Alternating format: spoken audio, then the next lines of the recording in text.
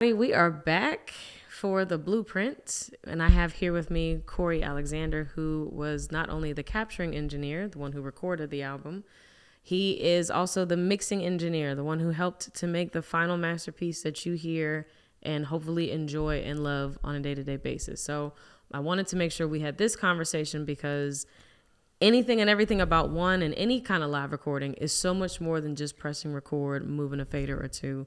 There's a lot that goes into it, and I want to be able to share that with you all. So, Cori, welcome. Thank you. Thank you for coming and having this conversation. Thank you for having me. So tell the people a little bit about what you do as a mixing engineer and even as a capturing engineer. Okay, so I'll start from the recording side first.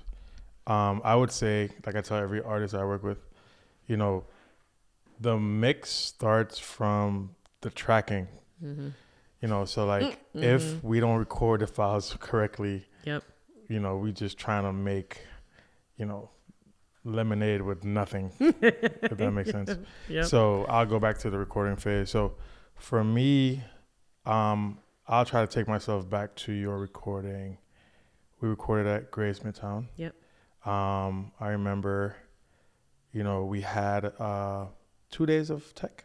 Yes. Like one full day, and then we had like Yep. a day and a half. Yep. A half day. Yep. The second day. So I remember we came in, the first thing we did was made sure that we ran all the lines. We did like line check, make sure all the lines were clean. There's no noises, no weird buzzes or anything. Mm-hmm. So that's like the pre process. Then we, got all the instruments connected, did a sound check with the band, make sure it was good. Then we went to the vocals, did the same thing. So once we got to where everything was pretty much connected, I then went to my station, and I have an analog rig, which is slightly different from, I guess, the more common way of recording, where like most people would just take their computer and just plug into their console at church. Yes. No, so we actually brought like a rig that's like an expensive rig. Let's say like okay. almost $100,000 worth of gear. Okay. So thank you for that investment. So we brought that in, and we was able to pretty much capture the album. Like, I'm trying to give a good okay, so pretty much the album was captured on the level that you would if you're recording album in a professional recording studio, but it's just mobile. It's just like mobile, but it's captured to that level of quality. So that was the first process. Was just pretty much getting everything set up, and then I just went through every single thing. So, kick drum, I stayed there for maybe 5 minutes just trying to make sure everything is dialed in. Yep. Took my time, dialed it in. Same thing, snare drum, all toms, make sure everything is in phase. Then moved on to like bass, keys, guitar, and then obviously the vocals, backgrounds, and yourself. Yep. But yeah, so for me, in the process of recording, I'm essentially trying to get, when you hit play at the end of the night, it sounds like it's done. Yeah. Without me even like touching it. Fair. Yeah. Fair. So that's a difference between like recording from like just a console plugged into your laptop versus bringing in like an actual recording engineer that's bringing in his rig. It's an album. By the time you leave the venue, it sounds like an album. Yeah. And I remember you had gotten me a quick mix of everything from that night, and it was like, hey, like we're on our way. We're on our way. Now, can you help people understand one thing that we did that people may not think about is we actually captured the band, we called them pre-takes, before we actually recorded that night. Can you tell the people why that's important? Okay, so that is important because for me, I'm always thinking ahead, and I'm always trying to save the client. In this case, is you, which is not my friend, but I'm always trying to save the client money.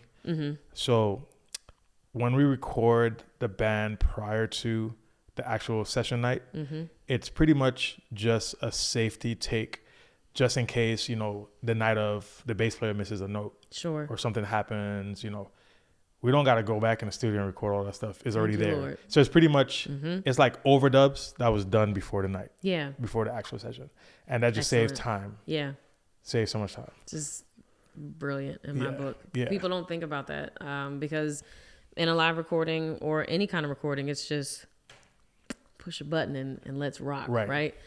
So I definitely appreciated all the detail that went into it. Now I do have a question because I told the people in my series, The Crazy Thing Is, that Let Your Praise came from a moment of stalling.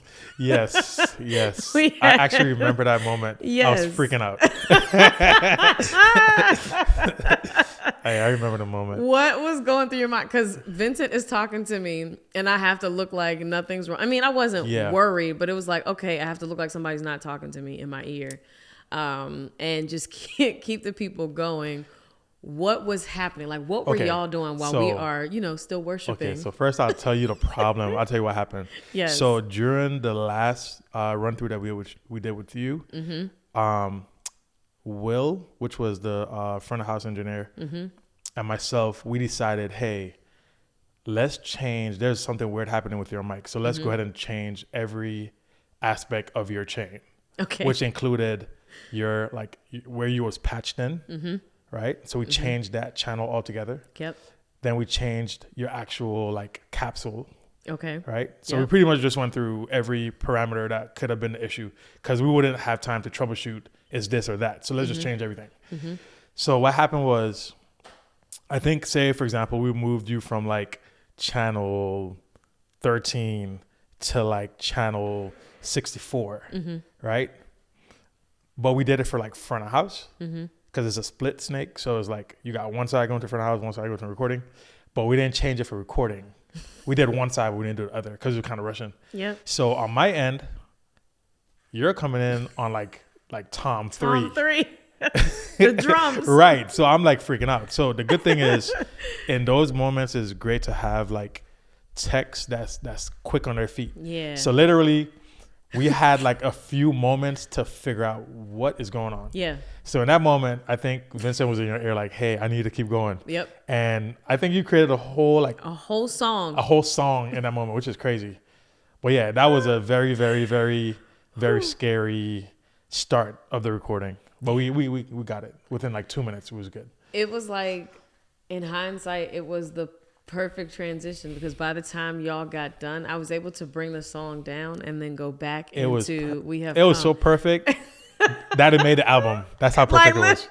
Who would have thought that is what was going on? So when I told the people, or even though when we got done and I had to, you all station, Vincent's you got a whole song, congratulations. Literally. I said, man, just who'd have thought? Yeah. But that I wanted the people to hear your side of the story. Yeah. So I have a question for you. Were you freaking out in that moment? Were you going crazy in your mind? What is going on right now? Because this is the beginning of the night. It is the beginning of the night. I was not freaking out then as much as I was for Beatitudes. Okay.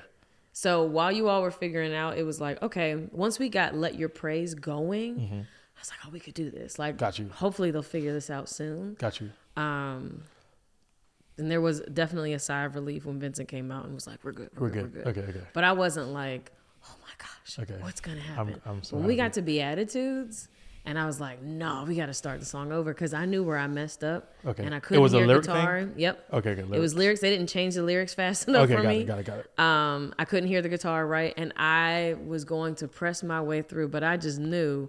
I saw my life, 5 years from then.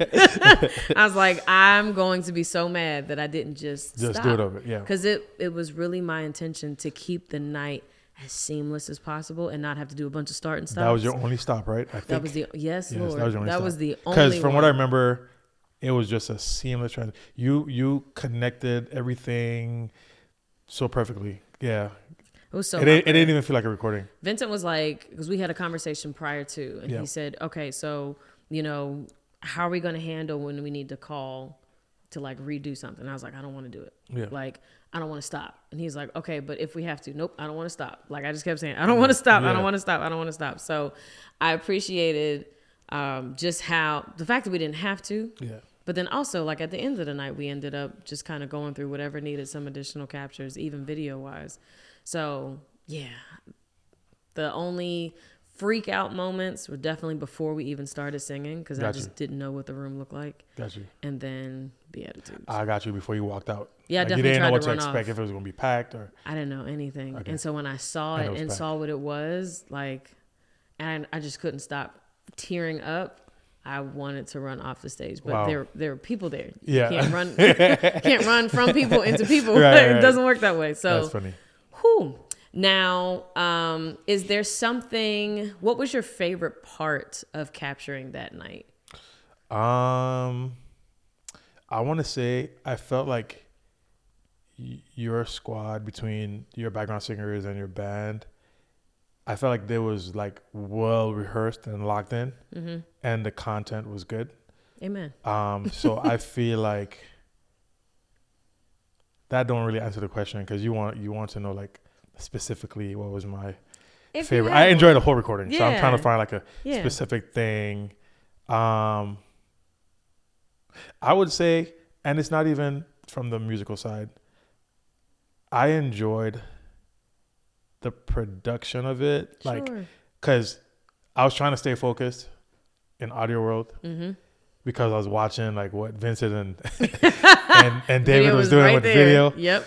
And it looked so beautiful. It was cutting through like the flowers and stuff. So like, yeah, I enjoyed the entire production, not just a specific thing. Yeah, everything was good. Now, do you get to enjoy moments in recordings, considering how much you have to focus? Sometimes, if it's like a really good project and I enjoy the music, sometimes I'm lost in it, and I'm not necessarily like, it's not really like a job in the moment, but like I'm a part of what y'all doing. Yeah. If that makes sense. Yeah. I love that. So I think for your recording, definitely like I was like enjoying the songs and just like I think me and Tone was in the back, like just going crazy, like certain runs you would do is like, yeah, Jordan killing right now. Yeah. So like, thanks, guys. once it's a good record, like I'm more involved in it, and like I'm normally mixing to video as well, so that when you listen back and watch it, it's like you have a solid reference. So I'm like enjoying like the actual recording in context. Some recording is like, I just can't wait for this one to be done. But yours was definitely like one that I enjoyed. Thank you. Yeah, for sure. So let's talk about the mixing side then, because you were there that night. You are basically like mixing your work, your own work. Yep. You're not taking someone else's work and having to, make it sound a particular way. Yeah, right. Fix, enhance, whatever. Right. First off, were you surprised at how many tracks there were compared to the night? When them strings came in, I was like, good Lord. That was a lot of string files. But the files were recorded really well. I forgot the name of the ballad. I know you did a few with strings. There was like 2 or 3 of them. Satisfied was one, and Beatitudes. Those were the 2 songs with live strings. Okay. Throne were I think it was Satisfied. Strings. Yeah. Was that the single? Yes. Yes. That's for that one. Yeah. Yes. I remember going into the mixing phase, and I would say my approach, first of all, it has been rare that I would mix an album that I've recorded. It's becoming more popular now, like for me, more common rather. Yeah. Yours was one of the maybe first 3 albums that I've mixed, that I recorded. History. Thank you. Yeah. So you're like in my top, first 3. But that process, I think, for me to be able to have recorded it and mix it is like, special. I'm trying to find like an analogy. But yeah, it was like special because I recorded with intent. Right? So everything was intentional. Like when you hear the raw playback, like everything's intentional. Yep. And to be able to take it, I would say this. The hardest thing about mixing something that I've recorded is like, kind of like we was talking about earlier, is like, it's kind of like it sounds good. Mm-hmm. So now I'm intimidated to like how I'm gonna make it sound better. I think I did say that to one of my friends. Interesting. Like it already sounds amazing, Mm-hmm. but they're expecting something greater. So 'Cause like they know how, it's unfinished. yeah. So how do I take it from Yeah. good to great? You Yep. know? Yep. So I think, you know, going into your album, it was definitely intimidating. I ain't gonna lie. It was intimidating. That's wild. Yeah, it was intimidating because I know you're a perfectionist. So like, you know, I have to like take this rough and make it sound even better. Mm-hmm. But you know, going into the mixing process, I think that I was able to explore.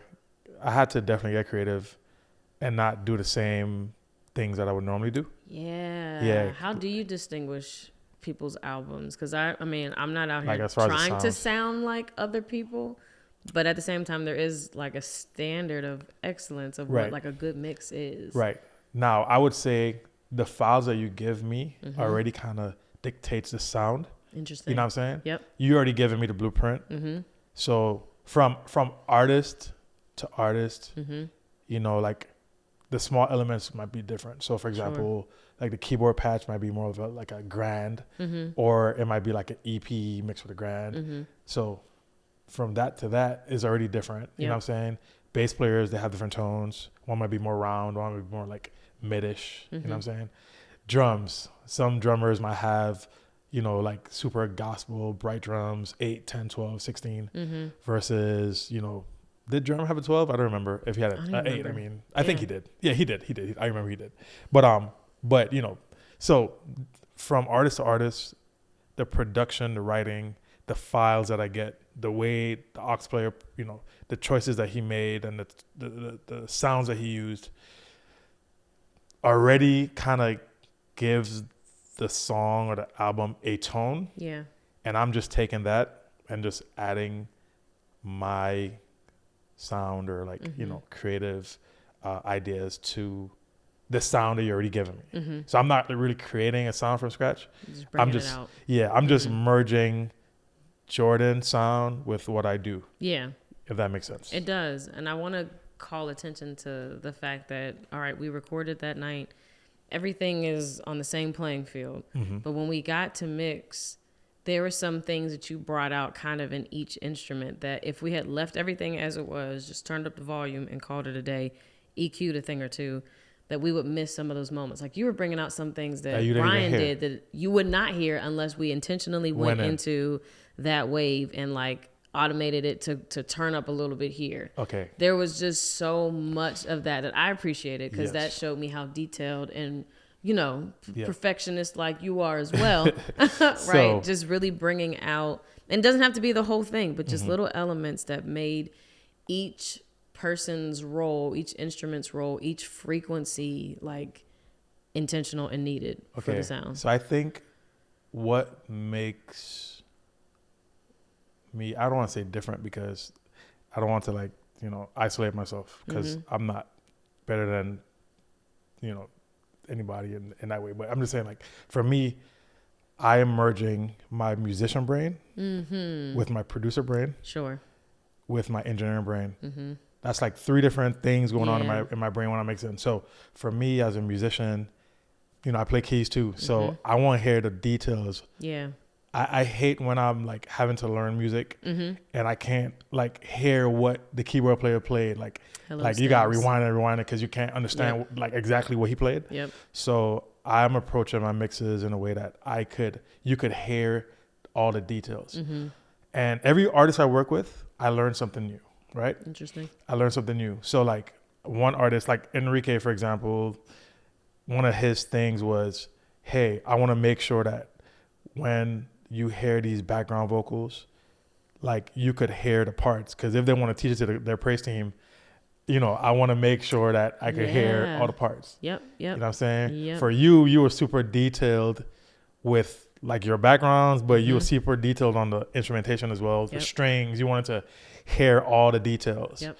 So I take those things and I kind of like put it into my long term. So the next project, when I send out mix 1, it's even more detailed. Yeah. You know what I'm saying? Interesting. Yeah. I like that. Yeah. Very very helpful. Yeah. As we literally just got done talking about some future ideas. No, I really do appreciate that. I think, again, it's always my intention to have people see and understand like what goes into some of these things. Nothing that anyone does is really a just blank, right? There are different expertises that we bring to what it is that we do. And for one specifically, I wanted people to know like just how intentional the choosing of the team and the execution of what the team did was, because first off, I'm an independent. Second off, this is expensive. So I cannot afford for any of this to like be an experiment, right? Everything about the writing, everything about the execution, everything about the recording, the flowers in the room, like all of it had to make sense and aid in the experience that we wanted to capture. So I wanted to make sure that we got a chance to hear from the piece that people don't see, but is the most, like one of the most important facets. And that's first off, press and record. Second off, mixing and making sure that everything has its proper place. For sure. For, that final piece. I do have a question for you. Of course. What I know you could have chose, anybody to mix a record. And like you said, you wouldn't want it to be an experiment. Mm-hmm. What made you think that I wasn't going to be an experiment? Well, you were already familiar with the work. So not having to explain the vision cut out the experimentation. I knew there was going to be something just because, first off, it was my first live recording. It's not a Sunday service that we're just mixing together and hoping for the best. This, like, you're going to be seeing a lot more of like my creative mindset and how I'm expecting each of these songs to be approached. So not having to start from scratch made it a lot easier to say, okay, Cori captured, like Cori knows all the elements. He knows the intention, right? We kept the audience. There was no way we're going to have a live recording and not hear the audience. I don't know if you want to touch on the audience overdubs. Do you want to? Yes. Okay, I just thought about that. So, yes, we did, which in hindsight, I have no idea if we even needed to. Yeah, we didn't need to, but it definitely helped. It was a safe. Yeah. It was a fail safe. It added a nice little texture to moments. But I will say, hearing, because I listened to the audience tracks, you hear a lot that's happening in the room. All genuine, all pure. Yeah. You heard a lot. Like, it became quite the experience in trying to picture where people were, because I didn't hear any of this in my mix. As far as like my in-ear mix. Gotcha. So to hear what was happening in the room was just, it was enlightening. Like, wow, okay. And so when we did the audience overdubs, the whole purpose of it was not to try to create an audience of some sort. It was to kind of help enhance what we did capture real time that night.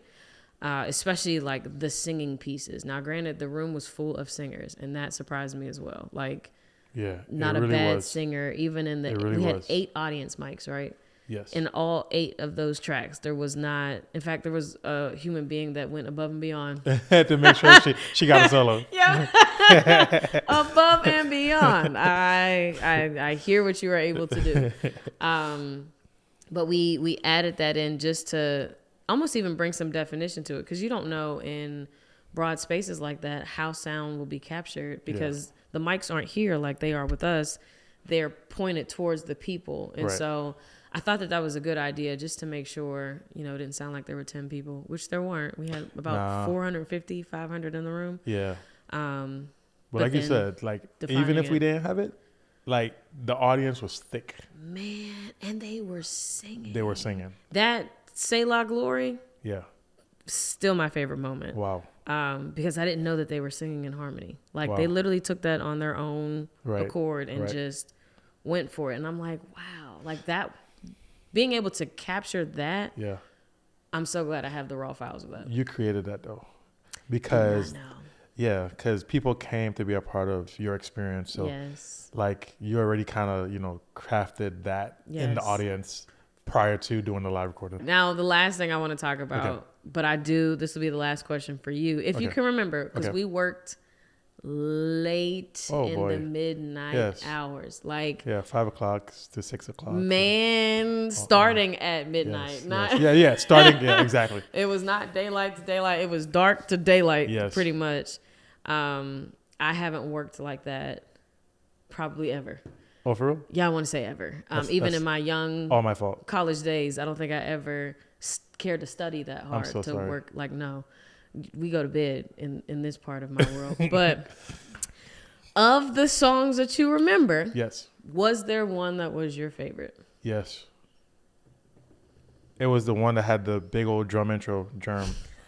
Let me see if I can remember. Is it Good Company? Good Company. That's Good Company, right? Yeah, that one. Yeah, that was... Okay. I love the energy. I just love... Yeah. Okay. I mean, I like all the songs, but... Sure. Just off top of my head, that was definitely one of my favorites. I think I know which one it was. I won't call that particular song out. Was there another song that was the most challenging to mix? I feel like there was. There definitely was one. Was it Beatitudes? That was one of them. That was one of them. Because I know we had to get them backgrounds locked in and just the vocals in general. There were a lot of things. And it was a delicate dance between the vocalist and the strings. Yes. Because that song was actually intentionally written lighter, like a John Mayer feel. Right, but the strings added an element to it that beefed it up for sure. But we were dancing a lot between the strings and the vocals. Because it was like the vocals is important, but you want the strings to be just as important because, So definitely that was a challenge, but we made it. We did. I'm trying to think of the other song, the name of the other song. That was a challenge. We got All Things New. That was one of my favorites. That's one of your favorites. I love all the flow moments as well. Satisfied was a single. What's the other one? You got We Have Come. That was very simple, so that doesn't count. Let Your Praise. One. I really like one too. That was, I would say one and Good Company probably my favorite. Like those are the fast songs of the album. Got it. Yeah. Got it. The fast ones. They didn't keep you asleep. Okay. No. I really like both of those. Well, I have to thank you for everything that you brought to the project, right? You were at the beginning and the end, making sure that we saw this thing through. And for me being a first timer in this, you definitely made the process easier. Okay. Because, when you dream big, sometimes it's really hard to make sense of what you have to do to get to that end for goal. Sure. And I would say on my end, like, I am super, super, super grateful that you trusted me, even from the recording side. Like, we ain't even got to mix it, but just even trusting me, because you could have called anybody else. I didn't know anybody else. I'm just kidding. But, you trusted me from that process. And then you trusted me to mix the record. That's a big deal. Yeah. Like, it is a big deal. Like, I know it's a big deal. So I'm grateful that you gave me the opportunity to grow with you. Like, I'm hoping that, we could have, like, we could look back 20 years from now and have won 40 Grammys. Oh, it would be so nice. Together. Do it, Lord. You know what I'm saying? It'd be so nice. I would love to just have that vibe. We just have history. Yes. Yeah. It helps when you, like, have a regular team to do things, because then you don't have to re-explain yourself. You don't have to start over. You're learning, you're growing together. Yep. Like, who knows what you're going to be like in 5 years? Right. Really, the way you work, 1 year. Right. You could be a totally different. Like, I know you now. I know what you're looking for. Yep. You kind of know me. We have a chemistry now. Yep. I really enjoyed that we was able to virtually do sessions. So, like, you could have sat in the room. I could have explained why I made a decision. Yep. So, like, you could understand my mind. That was really cool. That was actually really cool. Many artists don't get to do that.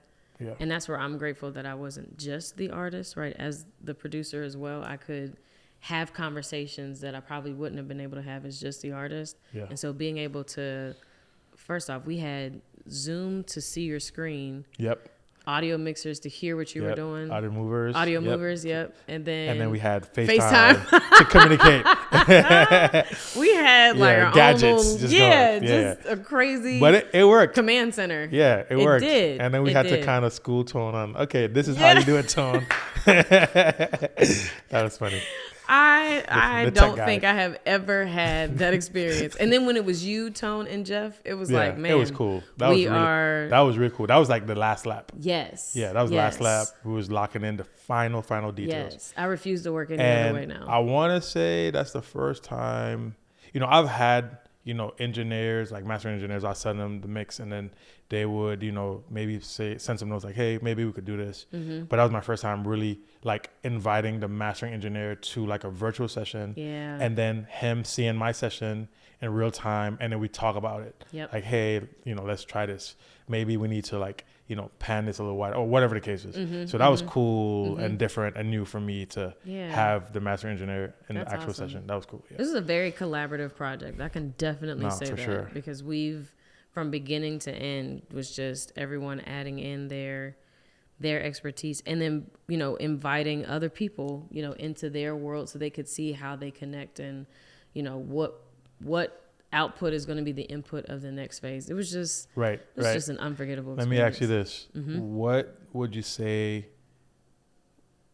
is your favorite sonic quality of your album? I know that's a hard question. I'd say the spacing of everything. Okay. Right? It also depends on like what headphones you're using and all that. But nothing was like super condensed here. Okay. It's not all in the middle of your head. It's like everything literally had its place. Yeah. Okay. And so it helps to enjoy all of the elements. I appreciate that the most. Gotcha. I knew the quality would be there, no question. But how we give space and give like a home to everything is probably what I admire the most. And so when the backgrounds come in, it's like everything is just a sweet spot. When the aux comes in, shout out to Leonard, that had its place. Nothing was overbearing because nothing was sitting on top of another. It's like they just fit so perfectly. Thank you. You're welcome. We call that fishing for compliments. No, I'm kidding. Thank you. Yeah, yep, nope. You said that that very well. Yep, very good. That's funny. Well, that is our time. That's our time. I don't know how long that was, but either way, I'm so thankful again to have you here, to have you a part of one, and hopefully, Lord willing, long term, CPA and JGM just continuing to work together and amazing. Do more for the kingdom. There's more to come for sure. The blueprint may be done, but it's not the only blueprint we'll have. Thank you all for tuning in. And again, Cori, thanks for sharing. Thank you so much. I appreciate you. Absolutely. Thank you for having me. That's the good. That's the good preacher. Thank you. We'll see y'all. See y'all.